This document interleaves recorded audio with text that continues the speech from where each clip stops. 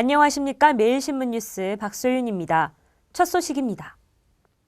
한 탈북자의 대구 동화사 금괴 발굴 요청이 문화재위원회에서 부결됐습니다. 동화사에 금괴가 묻혀 있다고 주장하는 탈북자 김모 씨가 금괴 발굴을 위해 문화재청에 제출한 현상 변경 허가 신청이 문화재위원회에서 부결됐습니다. 문화재위원회 건축분과위원회는 국립고궁박물관에서 회의를 열고 김모 씨가 요청한 문화재 현상 변경 허가 신청을 심의한 결과 제시한 근거가 충분하지 않은 상태에서 문화재인 동화사 대웅전을 훼손할 수는 없다고 말했습니다. 김 씨는 부결한 위원들을 직접 만나보고 자료를 보완해 다시 허가 신청에 나설 것이라며 재추진 의사를 밝혔습니다.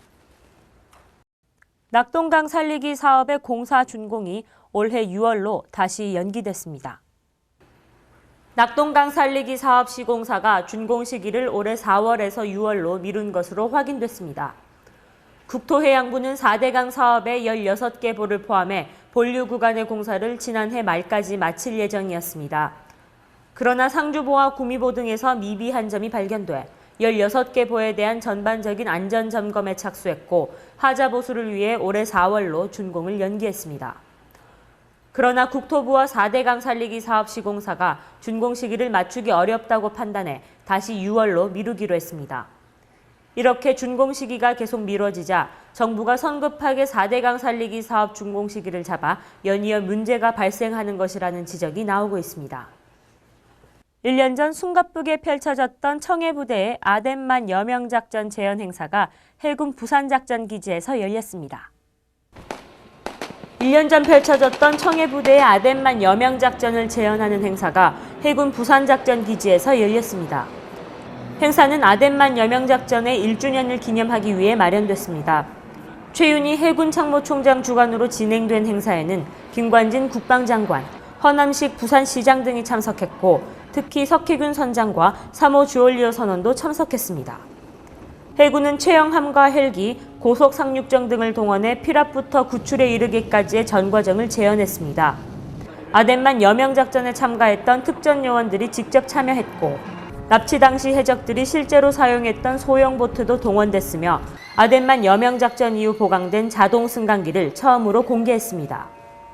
또 해군 특수 전 요원들이 공중에서 작전 해역으로 침투하는 해상 전술 강화, 고속단정을 이용한 해상 침투 및 퇴출, 헬기에 의한 해상 침투 등 고난도 시범도 선보였습니다.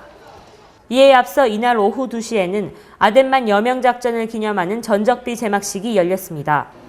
해군 작정사령부 종교단지 내에 설치된 아덴만 여명작전 전적비는 해군과 부산시에서 3억 8천여만 원을 지원해 건립됐습니다.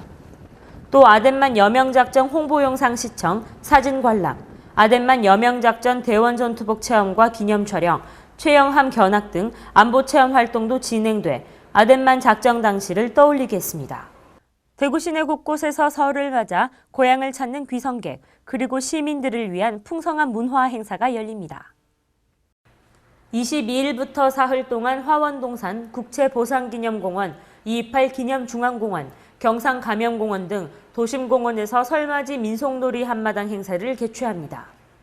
또 대구 국립박물관에서는 21일부터 24일까지 가족 단위 방문객을 위해 복조류와 신년카드를 만들어 볼 수 있는 지풀경의 체험 행사를 열고 24일에는 두 차례에 걸쳐 개문하니 만복레요란 주제로 국악 공연을 선보입니다.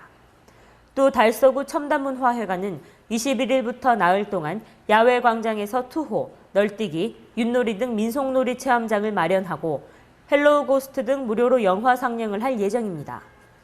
이 밖에도 25일부터 이틀 동안 날매 북춘보존회에서 전통놀이 지신밟기를 하고 대구 문화예술회관에서는 조선시대 인사행정과 관련한 교지루를 전시한 조선의 교지전 등이 열립니다. 집단 괴롭힘으로 인한 중학생 자살 사건과 관련된 가해자 중학생 2명이 구속 기소됐습니다.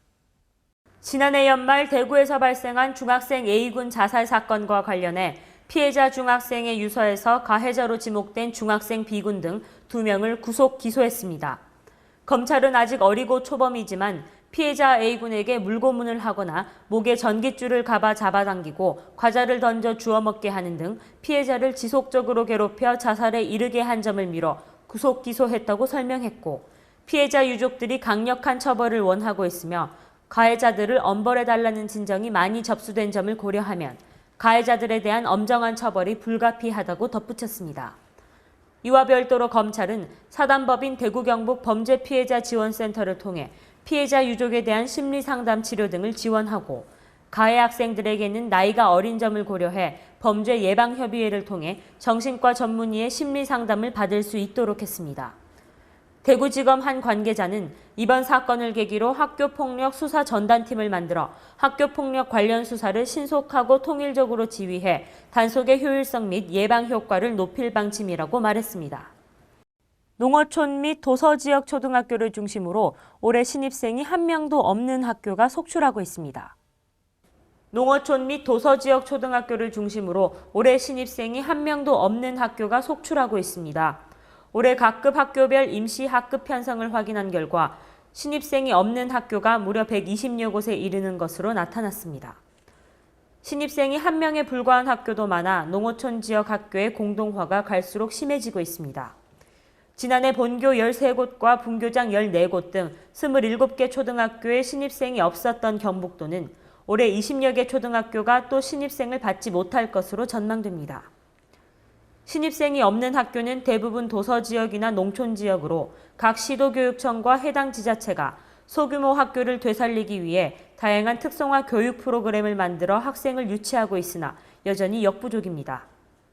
교육청 관계자는 저조한 출산율에다 열악한 교육 여건 및 일자리 감소 등으로 인원 현상이 심화되고 있어 학생이 계속 감소하고 있다며 중고교에도 여파가 클 것으로 보여 거점 교교 육성 등 경쟁력 강화 방안을 적극적으로 추진할 계획이라고 말했습니다.